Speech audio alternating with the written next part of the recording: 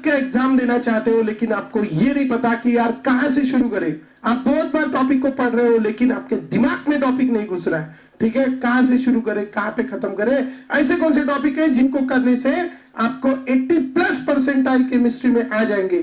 तो आपके मन में अगर ये सारे सवाल है तो ये आज का वीडियो आपको ये सारी बातें बताएगा कि कहां से शुरू करना है, सिर्फ ऐसे कौन से टॉपिक सिलेबस के जो करने से यार आपका अच्छा रैंक आ जाएगा, और सिर्फ बोर्ड में ही नहीं तो वो सीटी के लिए भी आपको काम में आएगा, जे के लिए भी काम में आएगा। तो देखते हैं, तो important topics and quick revision of chemistry कहां से शुरू करें, कहां तक देखें। तो सबसे पहले आपको कोई भी सब्जेक्ट, जैसे हम कोई भी घर बांधते हैं ना, तो यार सबसे पहले उसका बेस प्रिपेयर करते हैं, उसी तरह आप भी अगर अभी भी प्रिपेयर कर रहे हो लेकिन आपका बेसिक केमिस्ट्री का लर्न होना आपका जरूरी है। और इसीलिए आप शुरू करने से पहले आपके जो बोर्ड के 11th का चैप्टर है, जैसे बीपीटीआई है, basic principles and techniques in organic chemistry, जिसके अंदर कुछ बेसिक दिया हुआ है कि बॉन्ड टूटता है तो यार कैसे टूटता है, इलेक्ट्रॉन इसके तरफ क्यों नहीं जाता, उसके तरफ क्यों चले जाता है, तो इसका बेसिक इस चैप्टर में दिया है जिसका नाम है basic principles and techniques in organic chemistry, और उसमें दिया हुआ है नॉमेनक्लेचर। क्योंकि अभी मैं आपको बताने वाला हूं कि अगर आपको केमिस्ट्री करना है और आपको यार कैलकुलेशंस नहीं आते, आपका कैलकुलेशन में बड़ा प्रॉब्लम है, आपको मैथ्स नहीं जमता, और ये बहुत सारे बच्चों का आज के डेट में मेजर प्रॉब्लम है, तो फिर वो बच्चे क्या करें, उनके लिए है वरदान ऑर्गेनिक केमिस्ट्री। अगर वो ऑर्गेनिक केमिस्ट्री अगर प्रिपेयर करते हैं तो होता क्या है, ऑर्गेनिक केमिस्ट्री में नो कैलकुलेशन, कोई कैलकुलेशन नहीं है। ऑर्गेनिक केमिस्ट्री आजकल के बच्चों की जो कॉमन चीज हो गई यार, समझना नहीं है, तुम बता दो मैं रट लूंगा, ये अगर आपको चाहिए तो ऑर्गेनिक केमिस्ट्री में मैक्सिमम चीजें कैसी है, लर्निंग बेस्ड है।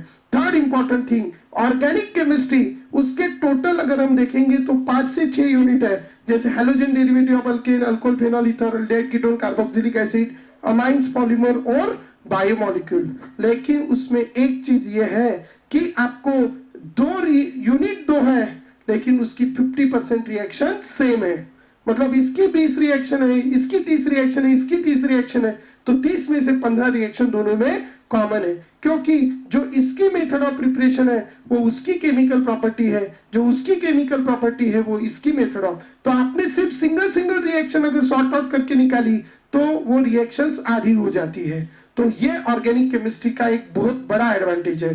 तो आप इसको पांचों यूनिट को कंबाइन करके एक कंबाइन, आप अगर कॉमन रिएक्शन अगर हटा दो तो आपको लगभग मतलब टोटल रिएक्शन अगर 200 होंगी तो वो पूरी 100 या 80-90 रिएक्शंस पे आ जाओगे। तो ये एक एडवांटेज है कि उतनी ही रिएक्शन करके आपका ऑर्गेनिक केमिस्ट्री हो जाएगा। इसीलिए और उसमें एक इंपॉर्टेंट चीज है कि अगर आपकी टोटल 100 रिएक्शन निकल रही है, 100 में से 20 या 25 ही ऐसी नेम रिएक्शन है जिनके ऊपर क्वेश्चन आने की पॉसिबिलिटी ये 80 to 90% हो जाती है। ये स्पेशलिटी है नेम रिएक्शन। जैसे केमिस्ट्री में वुड्स रिएक्शन है, अल्डोल कंडेंसेशन है, कैली-जरूज रिएक्शंस है, SN1 रिएक्शन है, SN2 रिएक्शन है, कुछ रिएक्शंस के नाम मैंने यहाँ पे बताए। इसके ऊपर भी मैं एक डिटेल वीडियो बताऊंगा कि सिर्फ इतना करो यार, आपको 50+ तो इजीली मिल जाएंगे। तो ऐसे कुछ रिएक्शंस हैं, तो ये एक इंपॉर्टेंट है और इसीलिए आपको ऑर्गेनिक केमिस्ट्री एक वरदान है, ठीक है, अगर आप इसको प्रिपेयर करते हो तो, ठीक है। तो ये है आपको पहले, और इसका जो है ये समझने के लिए जो नॉमेनक्लेचर है वो आपको इस यूनिट में दिया है, BPTIOC, basic principles and techniques in organic chemistry. उसी के जैसा ऑर्गेनिक की बहन का नाम है इनऑर्गेनिक केमिस्ट्री। अब ये इनऑर्गेनिक केमिस्ट्री जो है इसमें इलेक्ट्रॉनिक कॉन्फ़िगरेशन लिखना पड़ता है, जो आपको डिटेल में समझाया गया है इस यूनिट में, 11 की यूनिट में, जिसका नाम है स्ट्रक्चर ऑफ एटम, ठीक है। आप डायरेक्ट 12 की इनऑर्गेनिक की यूनिट प्रिपेयर करने जाएंगे और आपको कोई नहीं समझाएगा उसको कि यार इसको S ब्लॉक क्यों कहते हैं, इसको P ब्लॉक क्यों कहते हैं, इसमें इलेक्ट्रॉनिक कॉन्फ़िगरेशन कैसा लिखते हैं, इसको शेल क्यों कहा गया है, सब शेल क्यों गया है, क्यों इस ऑर्डर में लिखा गया है। तो आपको थोड़ा बेसिक इस यूनिट से पढ़ना पड़ेगा, स्ट्रक्चर ऑफ एटम से। फिर आप जब आएंगे इधर, ठीक है, कौन से केमिस्ट्री में, इनऑर्गेनिक केमिस्ट्री, तो इनऑर्गेनिक केमिस्ट्री भी वही है कि वो भी लर्न करने के ऊपर है। लेकिन उसमें बहुत सारी चीजें कॉमन होती है और इसी वजह से हम उसको ट्रिकी मेथड से अगर पढ़ते हैं तो आपकी इनऑर्गेनिक केमिस्ट्री ऐसी बहुत इजी हो जाती है। जैसे हमारे पास इनऑर्गेनिक केमिस्ट्री के 3 मेन यूनिट्स है, D and F block element, coordination compound and P block, ऐसे 3 मेन यूनिट है। लेकिन जो अगर आपने 11 का केमिकल बॉन्डिंग अगर अच्छे से पढ़ा है तो आपका पी ब्लॉक बहुत अच्छे से हो जाता है। केमिकल बॉन्डिंग में इसका बहुत सारा बेस दिया हुआ है, तो केमिकल बॉन्डिंग पढ़ा तो पी ब्लॉक के बहुत सारे कॉन्सेप्ट्स आपके हो जाते हैं। Secondly D and F block और कोऑर्डिनेशन कंपाउंड्स के लिए आपको एलिमेंट लर्न करने होते हैं, उनके इलेक्ट्रॉनिक कॉन्फ़िगरेशन भी बहुत इजीली बन जाते हैं स्ट्रक्चर ऑफ एटम से। तो इस तरह आप ये 3 यूनिट प्रिपेयर कर सकते हो। पी ब्लॉक के ऊपर भी बहुत सारे क्वेश्चन है। इनऑर्गेनिक केमिस्ट्री में जो इंपॉर्टेंट चीजें हैं आपको ट्रिक से लर्न रखनी है।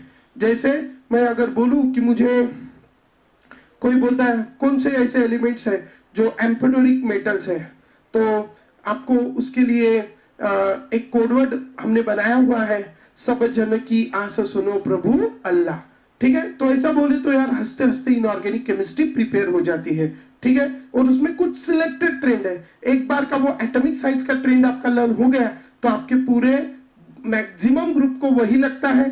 फिर बचते हैं एक्सेप्शन, वो एक्सेप्शन आप लर्न रख लो तो आपकी इनऑर्गेनिक केमिस्ट्री भी इजीली हो जाती है, जहां पे भी कैलकुलेशन का कोई काम नहीं है। और अगर आपके कैलकुलेशन अच्छे हैं तो फिर तो कोई देखने की बात ही नहीं, आपकी ऑर्गेनिक भी अच्छी होगी, इनऑर्गेनिक भी अच्छी होगी। और सबसे इंपॉर्टेंट है फिजिकल केमिस्ट्री। फिजिकल केमिस्ट्री में भी जो इंपॉर्टेंट यूनिट है थर्मोडायनामिक्स, इलेक्ट्रोकेमिस्ट्री और सॉल्यूशन, और ये है सॉल्यूशन सी के आयोनिक के थोड़े कम वेटेज के हैं। तो थर्मोडायनामिक्स हो, ये inorganic chemistry sorry physical chemistry का इंपॉर्टेंस ये है बच्चों कि आपको जो एग्जाम में पॉसिबिलिटी होती है वो न्यूमेरिकल पूछने की होती है, क्योंकि इतना बड़ा पार्ट उन्होंने और केमिस्ट्री का क्या पूछ लिया, थ्योरी, तो फिर उनको उनके ऊपर भी रिस्पॉन्सिबिलिटी है कि कुछ न्यूमेरिकल पूछे। और इसीलिए फिजिकल केमिस्ट्री में वो न्यूमेरिकल ही पूछने की पॉसिबिलिटी ज्यादा होती है। 100% नहीं बोलता हूं लेकिन ज्यादा होती है। तो ज्यादा इसमें आपको क्या करना है, इसके फॉर्मूले आप लर्न करवा लो। अगर इलेक्ट्रोकेमिस्ट्री में वो सेल है तो सेल की सिर्फ डायग्राम बना लो, क्या क्या कंटेंट है वो देख लो, रिएक्शन देख लो, हो गया सेल प्रिपेयर। तो आपको ये जो यूनिट्स है, इन यूनिट्स का आपको फिजिकल केमिस्ट्री में फॉर्मूले बहुत अच्छे से करने हैं और उसके ऊपर के क्वेश्चन कैसे सॉल्व करने इसकी प्रैक्टिस करनी है, तो आपकी फिजिकल केमिस्ट्री भी अच्छी हो जाएंगी।